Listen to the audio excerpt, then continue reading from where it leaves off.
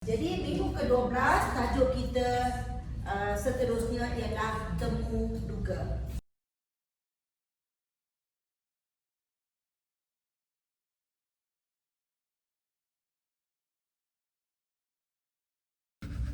Okey, larangan semasa temu duga. Pertama, tadi cara bersalam. Masa kalian calon bersalam, kita dah tahu dah calon ni sikap ni macam mana, kan? Kalau salam sikit, kalau salam tekan kuat, kalau salam longgar, cara bersalaman yang lemah. Jadi bercakap perkara negatif, datang terlalu awal ataupun lewat, bercakap kurang sopan, bertanya tentang faedah percutian atau gaji. Inilah satu perkara yang sangat. Sebenarnya kita kerja untuk apa? Untuk gaji, kan? Tetapi bila kita tanya pasal gaji, itu satu perkara yang terlarang dalam temu duga. Mengapa tak boleh? Ini ada satu contoh soalan. Untuk pekerjaan ini, berapakah gaji yang anda jangkakan? Macam mana kita nak jawab? Okey. Jadi ini ada sedikit panduan untuk menjawab. Dia kata, berdasarkan tugasan-tugasan yang Tuan nyatakan, iaitu Tuan mahukan seseorang yang mempunyai kelulusan ijazah sarjana dalam kejuruteraan. Kemahiran saya memenuhi piawaian yang Tuan mahukan. Oleh itu, saya berharap gaji saya berada dalam lingkungan yang tertinggi dalam lingkungan gaji untuk jawatan tersebut. Boleh saya tahu serba sedikit lingkungan gaji untuk jawatan ini? Baru kita tanya. Okey, itu cara menjawab. Tak adalah macam dulu satu ketika saya memang jadi penemu duga untuk pusat bahasa. Saya telah pun menemu duga lebih daripada 200 hingga 300 orang guru, calon guru. Ada antaranya yang lepas saja berkelulusan ijazah dari universiti, masuk tu gaji yang dijangkakan, yang diminta ialah 3,000. Jadi saya pun kita terus tamatkan sesi temu duga ini dan terima kasih kerana nak suruh keluar. Supaya apa? Saya minta keluar, kita tamatkan saja sesi temu duga kita kerana gaji yang diminta memang tak mampu untuk kita bagi. Terlalu banyak bertanya tentang faedah tidak melakukan persediaan untuk temu duga, gugup, kan? Macam dulu masa pengucapan awam, datang ke depan menangis, sampai ke akhir dia menangis. Kerana apa? Kerana tajuk yang dipilih pun kemurungan. Jadi kita kena inilah. Okey, yang ke-9 ialah kontak mata, eye contact. Kemudian ini ialah gagal menyesuaikan diri dengan gaya komunikasi. Ini perkara larangan. Selain itu, apa yang tak boleh? Ketawa yang berlebihan. Menggaruk kepala. Ditanya, apa yang awak tahu tentang konsep perindustrian 4.0? Sebelum baca lagi. Sebelum bertemu duga, kena bersedia dulu. Kemudian pergerakan badan dan tingkah laku boleh menggagalkan percakapan, bercakap dengan nada yang terlalu lembut, rokok, mengunyah gula-gula, goyang kaki, dinginkan mata dan seterusnya. Memotong soalan ahli panel pun juga tak boleh, ya. Calon perlu mengelakkan memburukkan syarikat dan mengelakkan pertelagahan. Okey, larangan lain ialah dari segi pakaian. Dari segi pakaian, penilaian tertinggi dari segi pakaian. Maksudnya digalakkan untuk berpakaian hitam ataupun biru tua ataupun kelabu itu blazer ataupun coat. Kalau baju kurung tu tak adalah, kita ditetapkan. Kan? Ikut pada jawatan. Aksesori tidak pakai rantai yang berlebihan, gelang loceng, solekan yang berpada-pada. Soalan temuduga. Okey. Pertama sekali, kalian perlu menjenamakan diri kalian. Maksudnya kita kena bagi tahu kepada penemuduga bahawa aku mempunyai apa? Mempunyai, fokuskan kepada peribadi, pendidikan, pengalaman dan juga pencapaian. Okey, sesuai tak dengan jawatan yang dipohon. Okey. Seterusnya, contoh aja. Ceritakan tentang latar belakang diri anda. Tadi berbalik kepada soalan yang pernah ditanya oleh pelajar lain, doktor, sampai bila kita harus bercakap? Kalau macam ni kan ditanya, ceritakan tentang latar belakang diri anda. Sampai bila kita boleh ceritakan? Sampai bila? Jadi kita kena cakap je lah. Macam pengalaman saya masa menghadiri Muruga tu, okey, ditanya ceritakan tentang peribadi anda. Jadi saya sebutlah nama kan. Lepas tu pengalaman saya mengajar di sekolah selama 25 tahun. Selain itu saya mempunyai pengalaman bekerja di pusat bahasa. Okey, lepas tu terus ahli panel potong. Di mana pusat bahasa tu? Okey, maknanya itulah sampai perenggan yang kita boleh cakap. Apabila mereka dah tanya soalan macam tu, di mana pusat bahasa tu? Pusat bahasa tu di mana? Bermakna sampai di situlah yang kita boleh ceritakan tentang peribadi tadi. Kan? Tetapi bila saya dah cakap pusat bahasa tersebut terletak di Bandar Kuantan, Pahang. Lepas tu ada ahli panel yang lain pula cakap, oh, Dr. Nora Azian mempunyai pusat bahasa sendiri. Lagi mereka nak tahu lebih lanjut, mereka tanya sampai soalannya tentang pusat bahasa dan sebagainya. Kerana macam sekarang ni, saya pula bekerja dengan SELPAD, Pusat Bahasa UIA. Okey, itu sampai had perenggannya. Mengapa mereka perlu tahu anak sulung ke anak bongsu? Kerana karakter anak sulung adalah berbeza dengan anak bongsu. Soalan kedua, kenapa anda berminat untuk mendapatkan kerja ini? Ini soalan wajib ditanya.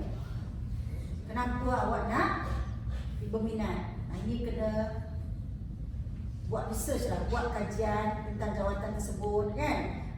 Kaitkan dengan isu semasa. Kemudian yang ini soalan ketiga. Ini soalan juga akan ditanya. Tetapi cara kita menjawab, beri jawapan yang positif terhadap soalan yang negatif. Kita tak boleh cakap, oh kelemahan saya banyak sangat tuan, yang ini. Okey, dengan segala hormatnya buka pintu. Apa kita nak ambil orang yang ada banyak kelemahan? Tetapi itulah, ini soalan yang memerangkap kita. Jadi walaupun soalan tu bersifat negatif, tetapi kita kena jawab dengan cara yang positif. Ini saya ambil satu contoh daripada laman Sesawang. Dia kata, apa kelemahan anda? Kelemahan saya dalam hidup ialah kurang menguasai bahasa Inggeris. Tetapi apa dia jawab? Dia bagi strategi. Saya sedang menghadiri kursus bahasa Inggeris di British Council. Itu contohlah. Jadi kalian perlu tahu apa kelemahan dan siap-siapkan dengan strategi mengatasinya. Ahli panel tak nak dengar kelemahan awak, kerana mereka nak mencari yang betul-betul spesial. Dalam Temuduga tu nak cari yang betul-betul spesial. Soalan keempat, kenapa anda fikir kami patut pilih anda? Ini juga soalan wajib ditanya. Kenapa kena pilih? Okey, yang saya highlightkan tu, yang saya merahkan tu. Saya merupakan orang yang menepati ciri-ciri yang dikehendaki. Tuan boleh bayangkan kualiti kerja saya. Kualiti kerja yang akan saya lakukan. Jadi Temuduga akan mikir, Karena bila tengok dalam resume tu calon ni merupakan orang yang ni, macam ni, macam ni, macam ni. Dalam temu duga tu, resume awak tu memang ada depan mereka. Okey, ini cara nak menjawab soalan. Seterusnya, bagaimana anda boleh menyumbang kepada syarikat? Okey, penemu duga inginkan calon yang berpandangan realistik. Dia bukan berpura-pura punya. Okey, seterusnya, ini cara memenangi hati penemu duga.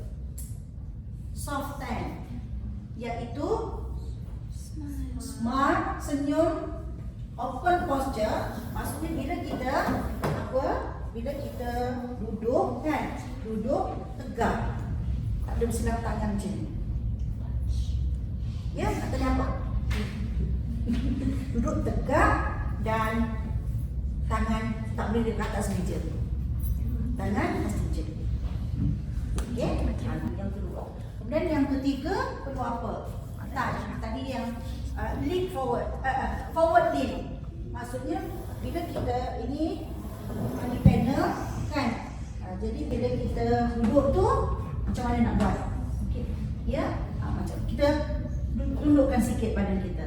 Ya. Macam tu. Lepas tu balik kepada asal, duduk tegak. Okey. Kemudian eye contact macam yang dah diterangkan, nodding. Bila penemu duga cakap, ya tuan. Ada masalah kalau kami pilih doktor untuk mengajar di KLM? Oh, tak ada masalah. Saya boleh terus berpindah kerana saya tidak ada komitmen lain. Ya tuan. Baik tuan. Nodding. Okey. Seterusnya, masa penemu duga, kemudian pukau. Apa yang perlu dibuat? Pukau penemu duga. Bukan kita pakai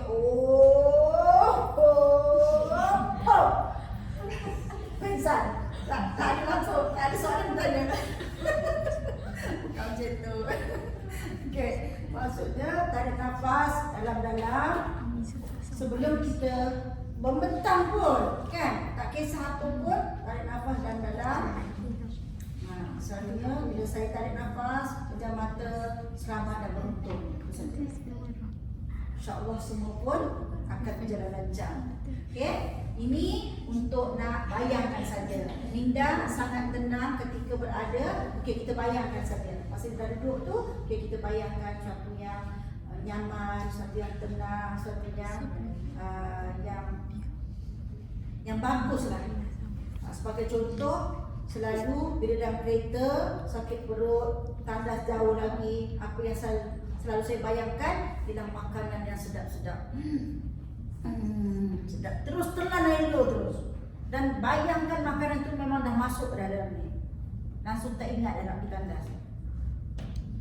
Jadi bila kita nak berdepan dengan penemu duga, bayangkan sesuatu yang indah-indah. Seterusnya, akta pemakaian. Ini baju kurung untuk perempuan boleh pakai ya. Kemeja putih untuk lelaki. Ada syarikat yang memerlukan cara berpakaian kita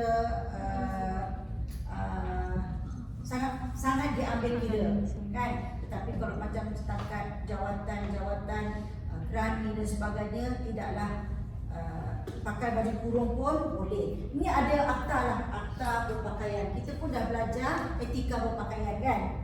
Okay, itu disarankan.